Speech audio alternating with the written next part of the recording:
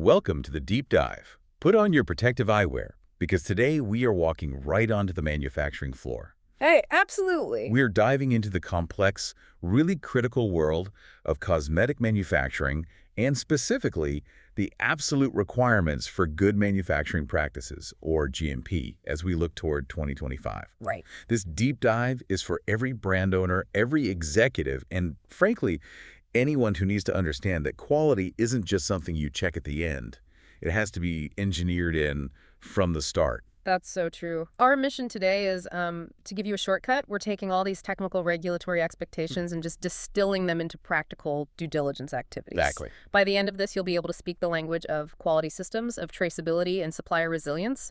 You'll know how to pick a partner that actually secures your brand's future. And we've drawn our insights from this really exhaustive guide on GMP-centric contract manufacturing. It's basically a map of the regulatory landscape evaluation criteria, and it even profiles different types of global manufacturers. And we have to set the stage right away.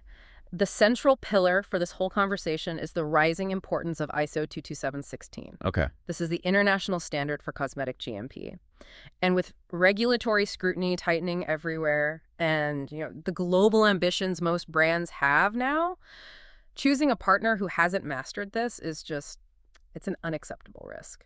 So let's unpack that first. ISO 22716. Yeah. Why has this one specific standard become the global baseline? I mean, especially when cosmetic regulations are usually so fragmented. Well, because it provides structure, it gives you a risk-based approach to quality that works everywhere. It dictates everything from, facility design to personnel training, and most critically, how they define their quality management system. So it's a common language. It's a common language. If a manufacturer is certified to ISO 22716, they have formal processes for supplier selection, for batch tracking, for handling deviations.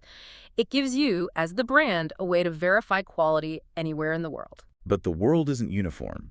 Let's talk about that regional divide, starting with, say, the EU and the UK. They're often seen as the most stringent. They absolutely set the pace. In the EU and UK, the focus is intense on product safety, on labeling, and really robust post-market vigilance. Right. And while ISO 22716 isn't explicitly, mandated in the law, authorities strongly expect GMP-aligned practices. If you have a recall, the first thing they look for is evidence of a strong QMS. So it's about having a defensible trail. A defensible quality trail, exactly. Now compare that to the United States, where the history is, well, it's quite different. It is. Historically, the U.S. hasn't mandated CGMP, current good manufacturing practices, for cosmetics like they do for drugs. But this is changing. The FDA encourages good practices. But encourages different from mandates. Very different. But more importantly, they aggressively enforce safety through recalls and investigations.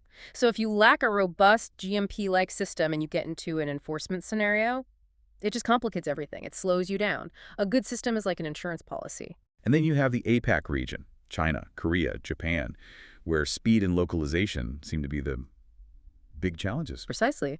Those markets have their own distinct and often rapidly evolving GMP expectations. They might require local inspections, very specific document formats, so a one-size-fits-all approach just doesn't work. Which really reinforces the need for a partner with a flexible but consistent QMS. Yes. One that can be audited and adapted quickly without having to, rebuild the entire compliance structure from scratch for each country. So this brings us to the global advantage. If I'm a brand and I want to launch in Paris, New York, and Shanghai, why does choosing an ISO 22716 aligned CM save me time and money? It's all about minimizing rework. It's about accelerating time to market. A CM that is globally literate can create what we call harmonized documentation packs. Harmonized packs, what's in those? Think of your technical files, stability data, safety data sheets, your batch records. If the QMS is harmonized under 22716, they can generate one foundational set of documents. And then you just tweak it for each region. You just make marginal localized adaptations. You're not commissioning 3 entirely separate compliance files. That can cut your prep time by months. That's a huge strategic advantage. Okay, let's go inside the CM's operation. Let's talk about the nuts and bolts of the quality management system, the QMS. Our sources mention a triad of quality. Who are the key players here? Right. This is the operational nervous system. So first you have quality assurance, or QA. They're the policy setters. They design the system. Exactly. They oversee the whole quality policy. Second, you have quality control, or QC. The testers. The testers, they do the analytical verification, incoming ingredients, in-process checks, final product release, all that. And the third one, the unsung hero, document control. Absolutely. Document control is what closes the loop. It ensures there's a clear, traceable, and defensible decision history. It links those high-level QA policies down to specific manufacturing events that QC documented. Without it, your quality data just doesn't hold up. And linking policy to practice, I imagine that means you need a system for when things go wrong. That's what the KPA loop comes in, right? Corrective and preventive action. Yes. This is so critical. It sounds like an internal auditor's dream, but how does a good KPA system actually protect the product on the floor? Okay, imagine a batch has a pH deviation. A quick fix would be to just add a stabilizer and release it. Just patch it up. Right. But a KPA system forces you to stop. It forces a root cause analysis. Was it a faulty sensor? An operator error? A supplier issue? Then you define a corrective action fix, the sensor, and a preventive action. Which would be? Implement a weekly sensor calibration check. This closed-loop system ensures the problem is formally addressed and the evidence trail proves it won't happen again. It shifts the whole mindset from firefighting to continuous improvement. That prevention focus leads right to validation and change control. When we talk about validation, what are the really high-risk areas that have to be validated? 3 critical ones: process validation, cleaning validation, and analytical method suitability. Cleaning validation, for example, it's absolutely vital to prevent cross-contamination. You need documented proof your cleaning procedures work before the next batch starts. And the gatekeeper for all of this is what you call formal change control. Yes. But doesn't that risk stifling innovation? If every little tweak has to go through a formal approval process, doesn't that slow a brand down? That is the essential tension, and that's why understanding your CM's QMS maturity is so important. A mature system uses lean change control. Risk is assessed quickly. Approvals are often digital and rapid. It's the difference between a bureaucratic speed bump and an intelligent guardrail. It protects product integrity without killing your speed. Okay, moving from internal checks to external partners, let's talk supply chain. If the QMS is the nervous system, this is the circulatory system. How do manufacturers need to approach supplier qualification today? It has to be purely risk-based. You just don't treat the supplier of your main preservative the same way you treat the supplier of a generic pump bottle. Right, different levels of risk. Exactly. The process starts with pre-qualification questionnaires, moves to audits, both on-site and remote. But it doesn't end there. You need continuous performance monitoring, and your contracts have to embed defined KPA timelines.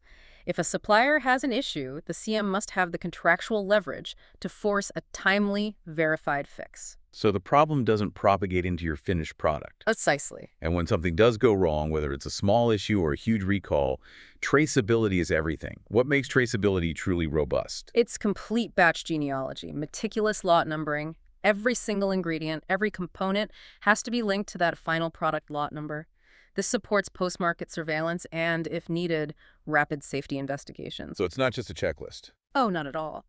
The CM must have a documented recall playbook, and this playbook defines roles, communication plans, timelines, and it should be rehearsed, drilled even, so they can execute flawlessly under pressure. Given all the global disruptions we've seen lately, Right. how do the best manufacturers build supply chain resilience? It's all about proactive defense, avoiding single-point failure. It means multi-sourcing for critical components, maintaining strategic safety stock or buffers for essential ingredients, and building geographically diverse supplier networks. So if there's a problem in one region, you can pivot. You can pivot quickly without sacrificing safety or stability, ensuring your business continues. Okay, here's where we get really technical. Data integrity. Yeah. We hear about electronic quality management systems, EQMS, and something called the ALCOA plus principles. What is that? ALCOA Plus is how you ensure your data is trustworthy and defensible. The acronym stands for attributable, legible, contemporaneous, original, and accurate. Plus ensuring it's available, enduring, and consistent. In an old paper system, data can be altered, lost, misinterpreted. And EQMS, built on LCOA Plus principles, uses controlled access, digital signatures, audit trails. It protects every piece of data from tampering. It turns documentation from a headache into a secure, searchable asset. We've built the framework. Now let's apply it. Our sources profile 4 distinct types of manufacturers. This is the moment to see how different business strategies can all meet these GMP requirements. This is your checklist for picking a partner. Let's start with prototype 1, Eurocosmetic Labs. This is your EU standard bearer. Okay, so they're EU-based. Their whole operation is built around ISO 22716. Their key thing is a hyper-mature CAPA loop and an EQMS that links QA decisions directly to what's happening on the manufacturing floor in real time. Yes, and their primary strategy is mitigating regional supply risk. They do that through aggressive supplier diversity across the Eurozone. They are the benchmark for verifiable compliance. Next up, Prototype 2, North Atlantic Cosmetics Co., the U.S. pathway. Right, they're US-based, focused on operational efficiency that's informed by CGMP. ISO 2222716 might be a goal, not a current certification, but their QA integrates seamlessly with QC. And their strategic edge. It's their focus on maintaining massive strategic stock buffers for key materials. And they've locked down cost-effective supplier diversification strategies that are really optimized for the North American market. Then we shift gears to speed and flexibility with Prototype 3, Pacific Biocosmetics, the APAC specialist. Pacific Bio uses ISO 22716 as their foundation, but their QMS is designed for rapid adaptation to all the varied local requirements across Asia. So they're built for speed. They emphasize streamlined change control and real-time QC feedback loops to support fast scale-up. They have a local regulatory team that's constantly mapping country-specific rules, letting them launch in multiple countries at once with minimal delay. And finally, Prototype 4, Greenleaf Formulations, the innovation fast track, the boutique model. Exactly. Greenleaf targets those innovation-forward, clean-label trends. It's a high-touch, agile approach. Their QMS has lean QA/QC cycles and deliberately lightweight document control. All for accelerated development. Yes, their change control is optimized for super rapid iterations, quick sign-offs, fewer bureaucratic steps, so they can turn around faster reformulations. Their risk profile is a bit higher, but their speed to market is just unmatched. It's so clear that the best partner really depends on your brand's specific needs, compliance rigor, cost, or pure speed. So when our listener goes to audit one of these places, what should their playbook include? You need a structured multimodal program. Remote audits are great for reviewing documentation in the EQMS, but you have to prioritize on-site verification for the facility. You have to see it in person. You have to see the cleaning validation in practice. And crucially, your audit report must set explicit CHDP timelines for any findings, and you have to demand verifiable evidence of closure. Don't let issues just linger. For the person who has to actually choose one of these partners, how do you translate all this into an objective decision? What's the practical checklist? You have to use a structured RFP approach that goes beyond just the price per unit. Right. Conduct mandatory site visits, interview the QA and QC managers, and this is key.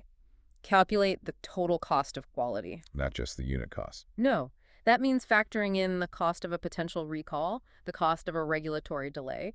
Your final scorecard has to balance regulatory readiness, QA/QC strength, and supply chain agility. Looking ahead, what are the big trends reshaping cosmetic GMP? If we secure our supply chain today, what are we preparing for tomorrow? The big drivers are sustainability, digitalization, and transparency. Sustainability is pushing green chemistry and waste reduction right into GMP protocols. But the biggest shock to the system is digitalization. How so? We're moving toward predictive analytics and AI-assisted QA, where software flags a potential deviation before it even happens. Based on real-time data monitoring. Exactly. We're also seeing more serialization and enhanced consumer disclosures, which demands that manufacturing data is even more transparent and available. So choosing a CM with a forward-looking digital backbone, Mm. it isn't a luxury anymore. It's essential preparation. It really is. We've covered the global anchor of ISO 22716, the absolute need for an auditable QMS, and how different CMs prioritize different things, risk versus speed. And building on those digital trends and this intense scrutiny on transparency, here is the final thought for you to consider.